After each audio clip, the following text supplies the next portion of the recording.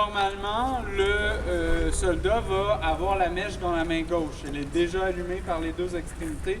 Donc, il y a toujours ce risque, en fait, d'accident compte tenu de la proximité avec le bassinet, donc avec la poudre. Alors, une fois qu'on a soufflé dans notre bassinet, on vient déposer une petite quantité de poudre. Alors, avec l'amorçoir, c'est également appelé le pulverin. Donc, on a rempli notre bassinet de poudre. Ensuite, bien important, on referme le couvre-bassinet et on souffle de nouveau dessus. Prochaine étape, on vient vider une charge de poudre dans le canon du mousquet. Si on est en situation réelle, donc disons qu'on a vraiment une cible, qu'est-ce qu'on va ajouter dans le canon du mousquet? Balle.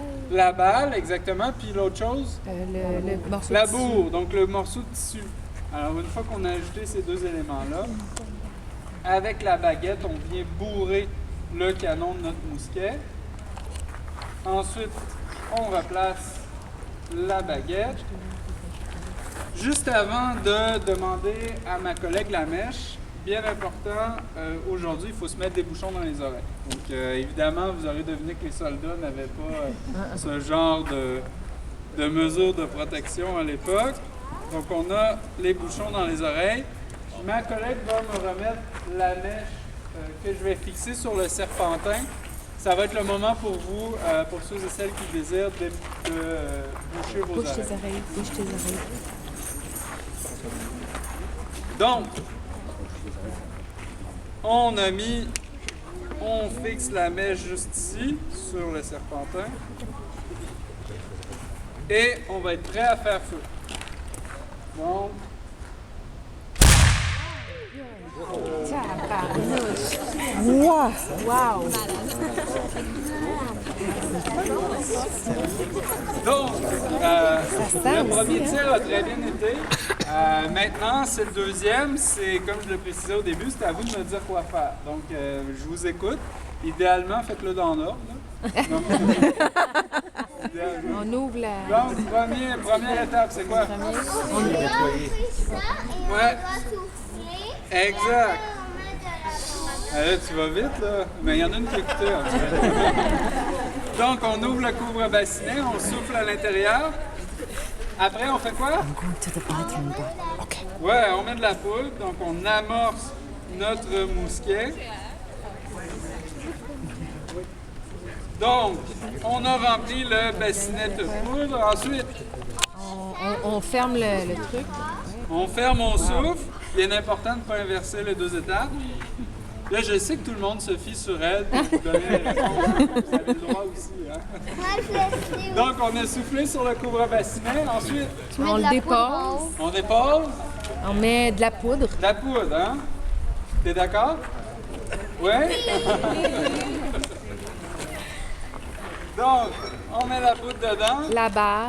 La balle, Un morceau là, de on n'en la a pas. bourre. À moins que quelqu'un en ait une sur soi, là. Je sais pas. Donc, une balle de plomb. Ensuite, La bourre. la bourre. Après ça, on va... Après ça, on vient bourrer avec la baguette.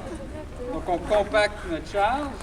Ensuite, on l'enlève, hein?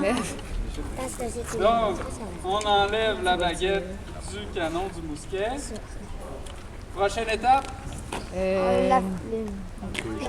On met la... ouais, on bouche nos oreilles, hein? Bien important, là. Donc, il faut boucher nos oreilles.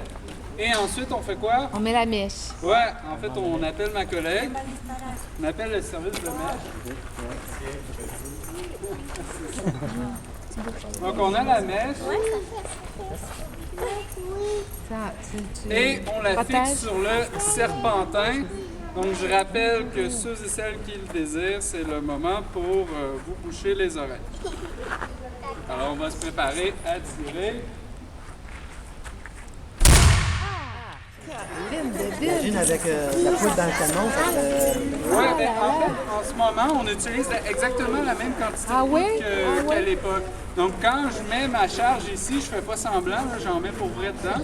La seule différence, c'est qu'évidemment, à l'époque, compte tenu qu'un projectile bon, il y a un recul qui est donné, là, alors, puis évidemment, imaginez plusieurs soldats ensemble, là, ça devait être quand même assez impressionnant, là, le tir, surtout au niveau sonore, là. Est-ce qu'il y a des gens qui ont des questions? Oui? Quand tu tires beaucoup, ça vient-tu chaud? Ça peut être dangereux pour la poudre? L'extrémité du canon, en ce moment, là, ici, là, il est quand même très chaud. Mais là. ta poudre, elle peux-tu prendre en feu quand tu tires 10 coups, puis Non, rendu à ton c'est ça, 12e? il y a peu de risques, même quand on insère la poudre après. Mais toutefois, il faut préciser que c'est rare que les soldats vont se rendre jusqu'aux 12 charges. Donc, c'est quand même une limite à ce genre de risque. Mais c'est sûr que s'ils l'utilisaient à outrance, possiblement que ce genre d'accident pouvait arriver. Quand t'es 12, là, après ça, qu'est-ce que tu fais? Qu'est-ce que tu fais? Tu cours? Non, c'est pas vrai. Après, tu vas fixer la baïonnette peut-être. Mais puisque c'est une arme qui a quand même une portée relativement courte, on parle de 50 à 100 mètres, on est tout près de l'ennemi. Donc rapidement, là, on va déjà fixer la baïonnette, puis on va attaquer dans les Parce que combats ça se corps à fixe, corps. puis... Ouais, donc on remplace. Un soldat peut tirer environ combien de coups à la minute? On parle de 2 coups à la minute, environ 25-30 secondes pour un soldat qui est bien entraîné pour l'utilisation du mousquet. Oui? Oui, c'est vraiment l'uniforme qui est fourni aux soldats du régiment de Carignan-Salvaire. Ouais, donc c'est l'uniforme. Été comme hiver.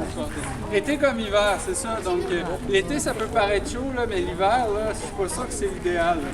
Du moins, en tout cas, le manteau de skidoo m'a l'air un petit peu mieux aujourd'hui. Ouais, tout est fait à la main à l'époque, y compris les charges. Les charges ici. Ça, c'est une charge. Une charge de bois, là, mais c'est une charge.